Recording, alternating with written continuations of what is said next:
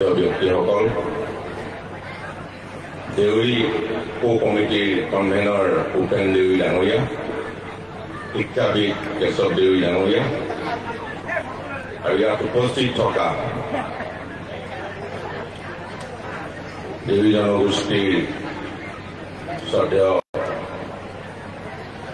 বিভিন্ন ঠাইৰ পৰা অহা সাংস্কৃতিক দলসমূহ আৰু মঞ্চত উপবিষ্ট আমাৰ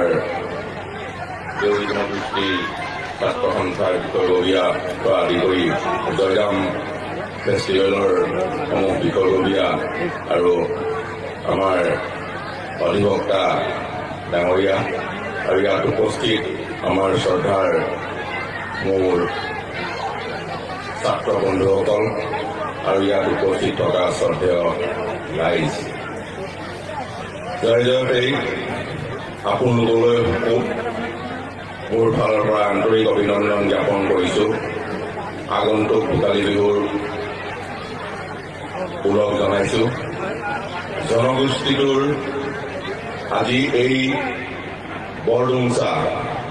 ক্ষেত্ৰ আমাৰ প্ৰয়াত টেণ্ডিং বৰদেউৰীৰ ক্ষেত্ৰত আজি এই ক্ষেত্ৰত আমাৰ দেউৰী ছাত্ৰ সন্থাই সৰু অসম দেউৰী ছাত্ৰ সন্থাই এই অধিৱেশনত উপস্থিত থকা যিসকল ব্যক্তি আছে, যিসকলৰ অনুপ্ৰেৰণাত এই তিনিদিনীয়া কাৰ্যসূচীৰে অনুষ্ঠিত কৰি ৰিচিপশ্যন কমিটিৰ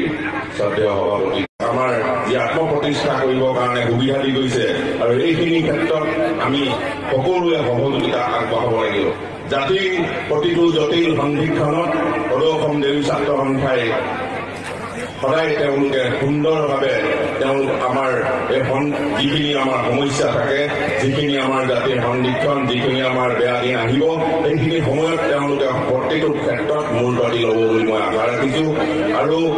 আমাৰ এইখিনি ক্ষেত্ৰত সৰু অসম দেউৰী ছাত্ৰ সন্থাই শিক্ষাৰ শৈক্ষিক দিশটো